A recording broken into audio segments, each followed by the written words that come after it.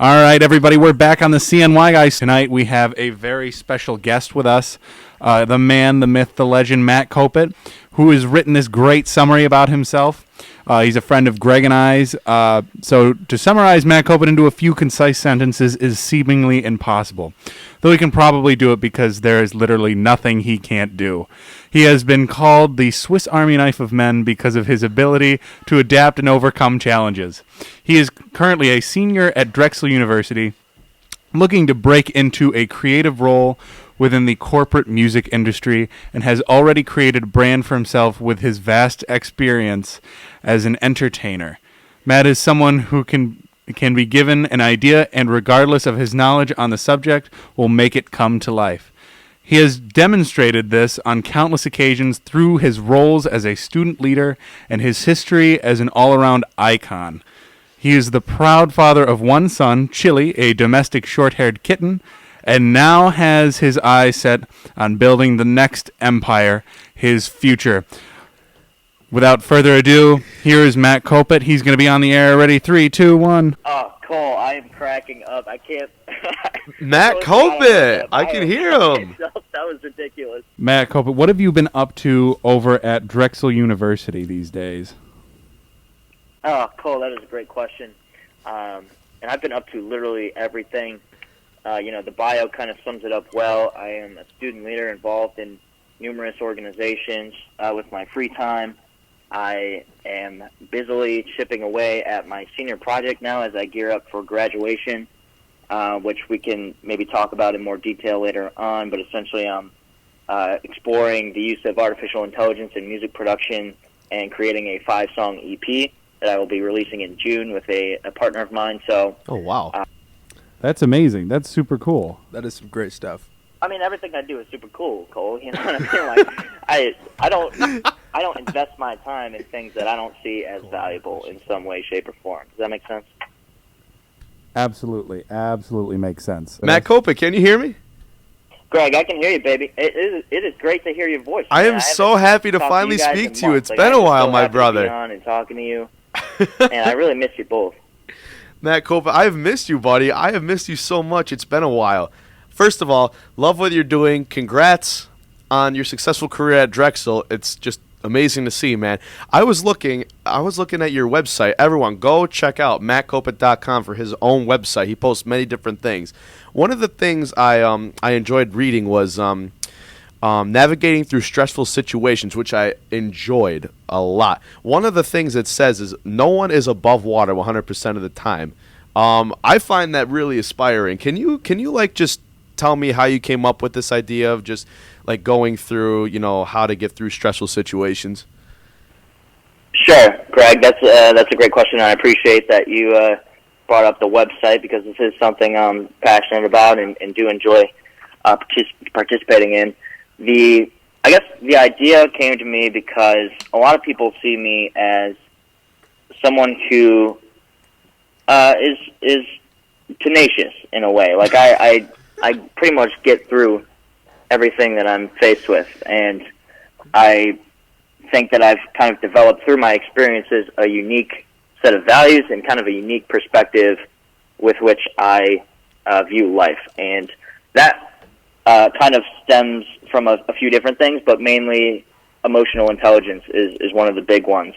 And understanding the way I look at emotional intelligence is essentially understanding yourself, understanding your personality preferences, understanding the way that you interpret different stimuli, and then applying that to external factors like other people and understanding their emotional responses to different stimuli, things like that. And one of those things is stress. So I've kind of found myself, because of my inability to say no to things and taking on tons of new opportunities, I can often find myself in a super stressful situation, and so I've had to kind of come up with some unique strategies to, I guess, combat that. And people ask me about them all the time, and I find that I'm having very intelligent conversations about a lot of these things, and so that's kind of what really inspired the blog as a whole, but specifically this article.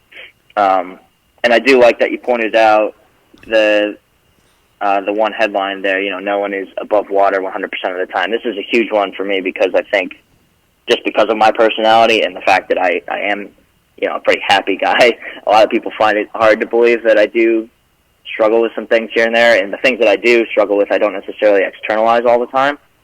So it's recognizing that no matter how happy someone seems on the outside, everyone has something going on within, and it's important to recognize that that's okay.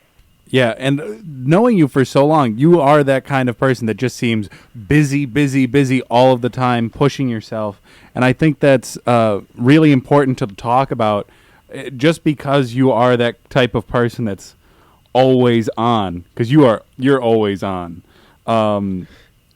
that you do encounter stress, and that's okay. And overcoming it is a huge part of being successful, and you have been very, very successful.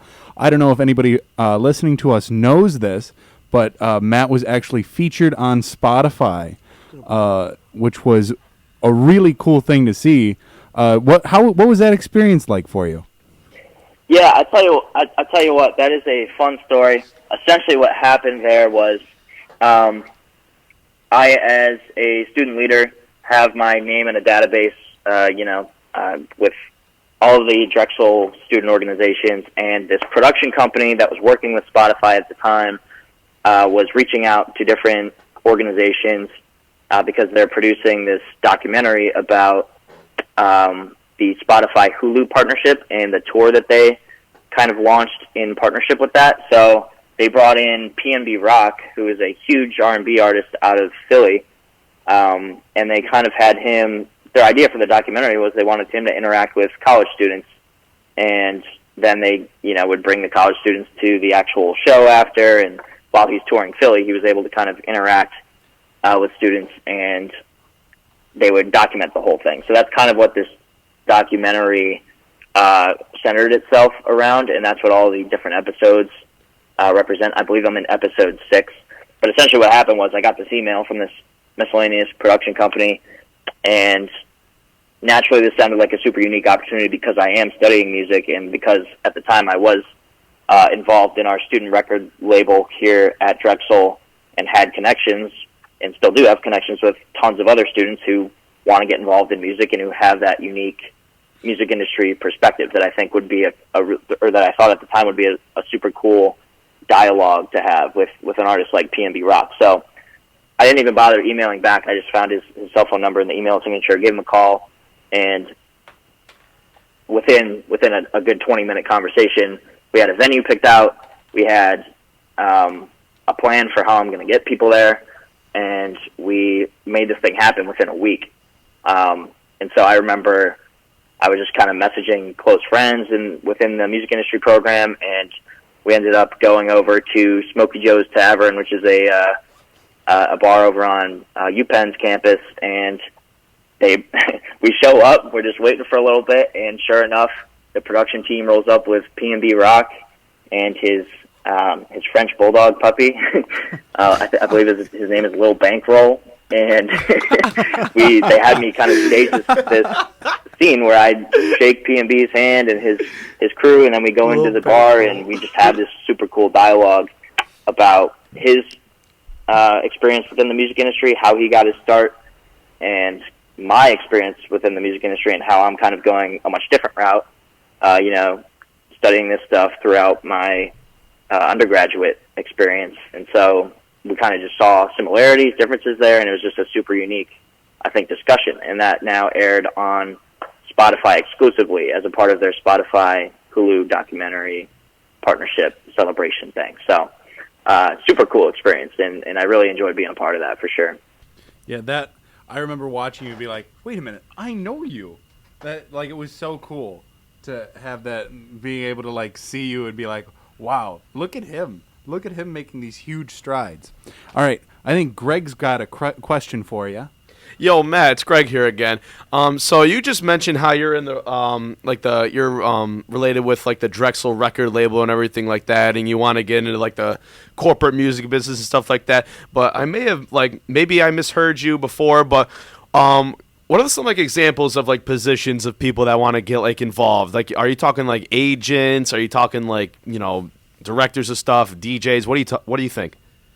Yeah, that is a great question, Greg. A lot of people don't actually realize that, especially recently, the music industry has become incredibly more corporate and standardized. So in the past, where things were kind of, the Wild West, now we have people that are literally studying this stuff for 4 years in an undergraduate program and then going on to take on, administrative roles and marketing roles or publishing roles, things like that, at an entry level, and then being able to kind of work their way up the corporate structure depending on the company that you're at.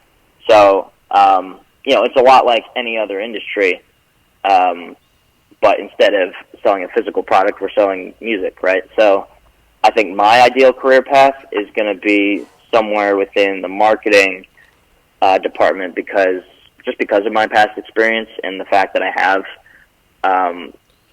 so much of my own personal content out there that I've really enjoyed creating, and I think given my background, I'll really excel in a role where I am able to be creative and I am able to kind of think outside the box about different things. So I think marketing is going to be a really cool department for me to get into. I'm not necessarily opposed to doing artist management, contract negotiation. My last internship was in sync and licensing, so that's kind of like licensing songs to video production companies or movies, TV shows, advertisers, things like that. So I'm really, I'm not opposed to anything specifically. I think ideally I'll end up in some type of marketing role. Nice. And I know after working with you for so long that no matter what you're going to be doing, you're definitely going to be successful. I know everybody at Woodbury still asks about you and hopes that you're doing okay. And speaking of how people are doing, how is your son? Yes, Chili, the domestic short-haired kitten. He is doing real well. I tell you what, I was hesitant at first about adopting a kitten, and I really hope that my mom isn't listening, and I'm sure she is, but I originally told my parents that we were just kind of fostering them at first. And I totally just adopted him from the get-go. Wow. So, yeah, this is all part of my plan, but he is doing real well. I enjoy having him around for a few reasons. Number one, he kind of reminds me in all of the hustle and bustle of life that I do have a greater purpose here, and it's not just about the next accomplishment. At the end of the day, there is now a being that relies on me and that needs me, and it kind of just has served me with a new sense of purpose, which I think is a beautiful thing. Beyond that, he is a lot like me in every way possible. I mean, super intelligent, like way more intelligent than a kitten needs to be. He is photogenic. Like, I literally haven't been able to take a bad picture of him. And he is just super courageous. Like, his brother still won't try the treats that we have, the little Purina treats that we give him. But Chili, on the first time I opened the bag up, he was immediately sticking his nose in there, tried to eat six treats on the spot. I just have to cut you off for a second because I just have to let you know that Greg and Angelo are dying right now. This is awesome. They love hearing about your cat. Please continue, please. All right, will do. I mean, what I was getting at there, and I appreciate that you all find this funny because it is funny. But at the end of the day, like, this is my life now. This is what it's become, and I absolutely 100% enjoy every second of it. But the point I was getting at there is, he eats so much. Like, he will keep eating, and so I've had to kind of come up with creative ways to, I guess, portion out the treats and make sure he's kind of working for them a little bit more. I think I'm going to experiment with hiding the food dish somewhere and letting him kind of hunt it down like he's in the wild again. I know that would help me out. If Taco Bell wasn't so accessible, there's no way I'd be putting away 2,000 calories of Frito burritos on a Wednesday night. So what are you gonna do? Well, does he like queso? Does he drink queso out of the bowl? No, that is the one thing. I'm not gonna allow him to participate in some of the dietary habits that I have. Okay, good. That's a good call. I was worried about that. Hey, Matt, Greg here. First of all, awesome hearing. Greg, he knows it's you. He knows your voice. I just want him to make sure. First of all, love hearing about your like awesome kitten. He seems like a really awesome pet to have. I just got on a more serious note. I know Drexel University is a much bigger environment than like Lemoyne College. What's it like the life of like an ordinary like student at like somewhere like Drexel University? Sure, that's a great question, Greg. So for those of you who don't know, Drexel is sandwiched right in West Philadelphia, west of the Schuylkill River, and the environment here, as you can imagine, is much different from the one we grew up in upstate New York. So coming here originally was definitely a culture shock for me. Well, it's also, yes, it's important to note, Matt is also a CNY guy, which is the name of the show. So why would we have somebody not from CNY? Truth. So he is a born and bred CNY guy. So, all right, I'll throw it back to you, Matt. Thank you for making that clarification, Cole. If they couldn't tell from my slight accent that I'm told I have, yes, I am from upstate New York. Much different environment down here in Philadelphia, which I think is a good thing. It really opened my eyes to a lot of different cultures and peoples and just ways of life that I had no clue existed and never understood before. So I think that just kind of expanded my perspective and has now allowed me to look at the world in a much more holistic way. And it's cool. It's so much fun being in an urban environment, especially during college, because you do have time to go explore the city and get a group of friends together, go check out some new restaurants, or go to Taco Bell if that's your thing. That is my thing. But the point is, it is really a great experience, and I'm glad that I came to a school within an urban environment because I believe in my industry I'm likely going to have to end up in a city like New York, to make a living. So I think Philadelphia is kind of a good stepping stone to get to that point. Nice.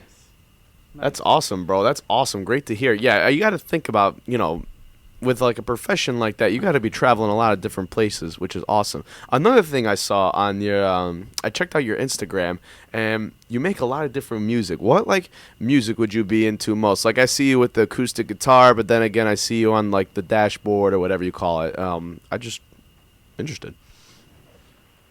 Sure. Yeah, I have experimented with a couple different genres. I think I draw a lot of inspiration from modern R&B. Daniel Caesar is one of my favorite artists currently, and he obviously has a lot more acoustic stuff, but also kind of mixes it up with a lot of different synthesizers and can have like a much more ambient sound. So I think he's one of the artists that I really look up to as far as my own personal genre. But at the same time, like I still haven't necessarily released any music myself, and I think, I'm still kind of trying to figure out exactly what type of voice I want to have when I eventually go to do that with my senior project, and then whenever I create after that. So it is something I'm still experimenting with, but that said, I think I do draw inspirations from a lot of different artists, and have no issue mixing a few genres and creating something of my own. That sounds. I'm excited to hear what you've got coming down the pipeline. Please let us all know when you're releasing your music, because we would all love to give it a listen. Yeah, that sounds awesome. Another thing from your Instagram that we saw, you are searching to become the Chubby's Model of the Year, or is it, what is that?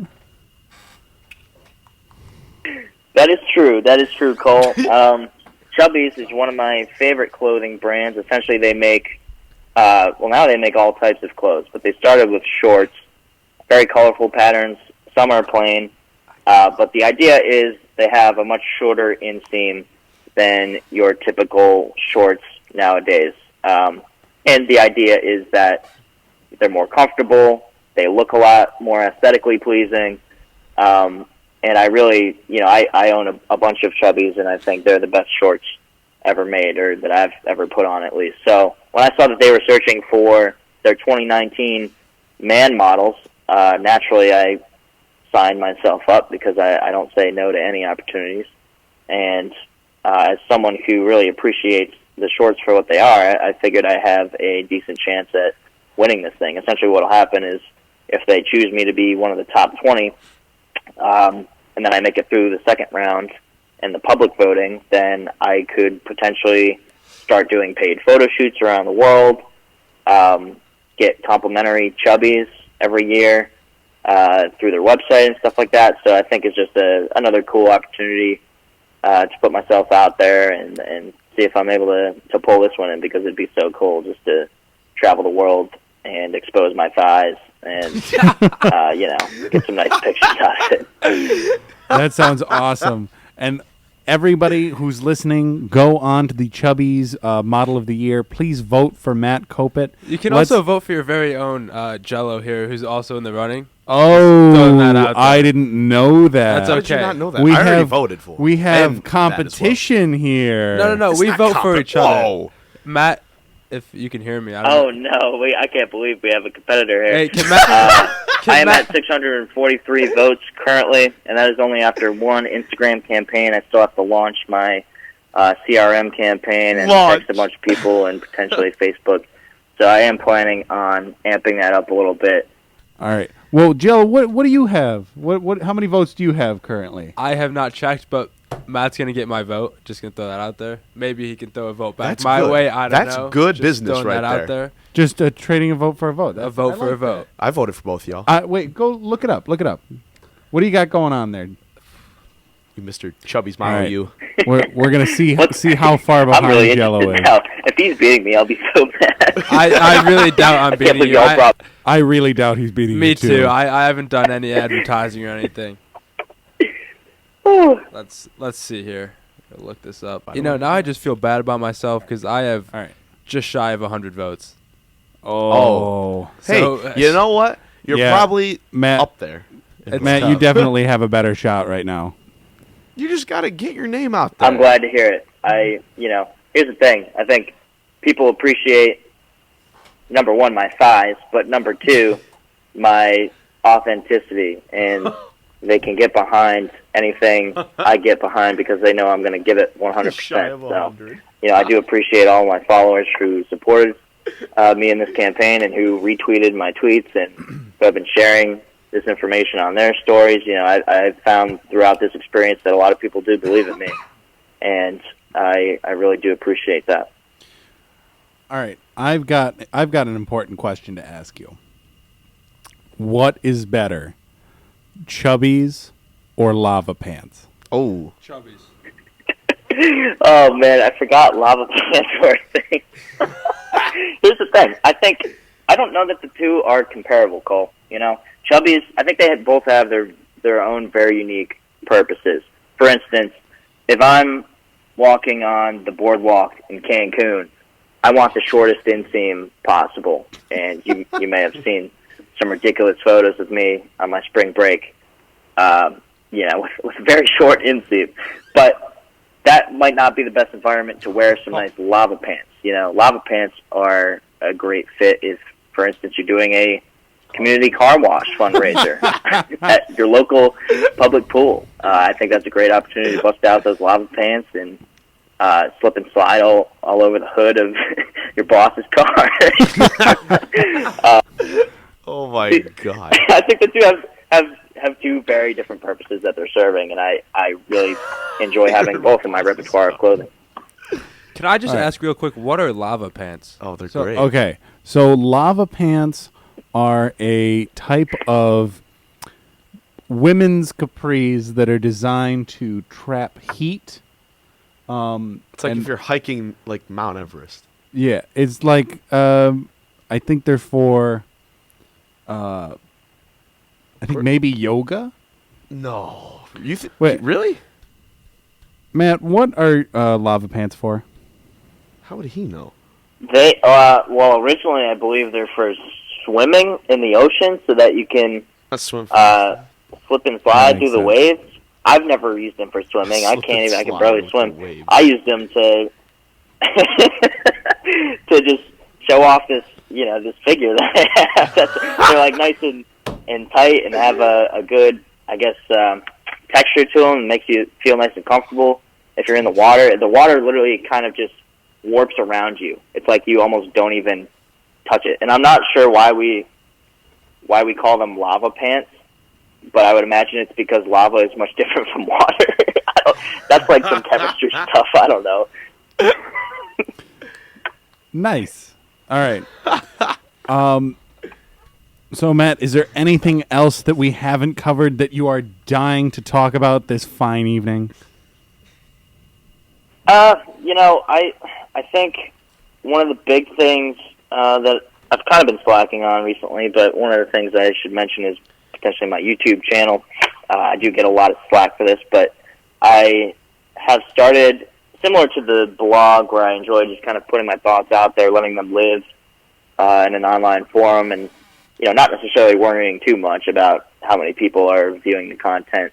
I started creating videos, number one, to kind of gain those video production skills, because I think those are going to be crucial to anything I do within the music industry. But number two, I think, my kind of bigger picture thought here is, imagine my great-grandchildren being able to log on and watch, a video that represents a day in the life of Matt Kopyt. You know what I mean? Like, I know it seems a little self-centered, but the idea is my legacy now lives on forever, regardless of how long I'm on this planet. And, my family is able to see that, my friends are able to see that, and that will now live on whether or not I do. And I think that's a beautiful thing. And I think everyone should document their lives like this if they can, because, I am immortal now in a sense.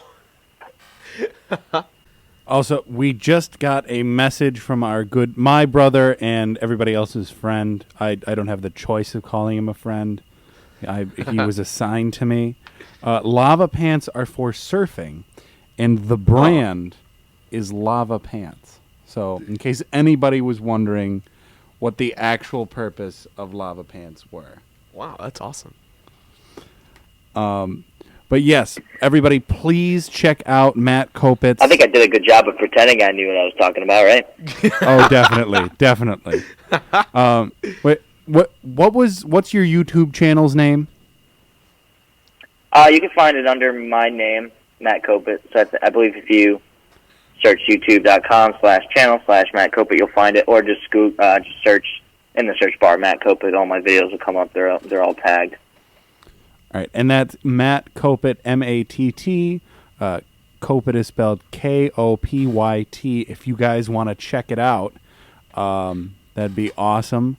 And we'd all love to see Kopyt continue to impress everyone he encounters with his charisma and ability to BS his way through everything. Matt, we want to thank you for being on the show, my man. Awesome to hear from you. Keep doing what you do. You're going to be successful at everything you do. Tell your cat to keep being the courageous feline that he is, man. Truly The tenacious, inspirational. Courageous feline. Feline. Love you, bro. I love you. I love you fellas so much. Thank you so much for having me on tonight. I had a blast with this. I'm looking forward to hearing the recording. As much as it pains me to sit back and listen to myself talk about myself, as you can all imagine, I am looking forward to it, and I look forward to catching up with you all soon. Definitely. Well, let us know when you're in town this summer. We love to get together, have a get-together just like the good old days. We'll invite Jello, I guess. Maybe. And yeah, I'm so happy that this finally worked out for us. And thank you, everybody who's listening. truly appreciative of you guys. Yes. So I think that pretty much ends our broadcast of the CNY guys this fine Wednesday. We're going to be back again tomorrow, 7 to 8. So yeah, tune in. Our final show tomorrow night? Is it actually? I think it is our final show. Oh my God, you're right. Oh my, this is so sad. We got to throw like a party. It is We a do. sad day. I got in just in time. I'm happy. He Yes, did. you did. Yeah, it was close. It was close. All right, everybody. Good night. And we'll talk to you all tomorrow for the last time. Very sad. We're going to leave you with some Halsey, Alone, and thank you all for tuning in. Peace. Peace.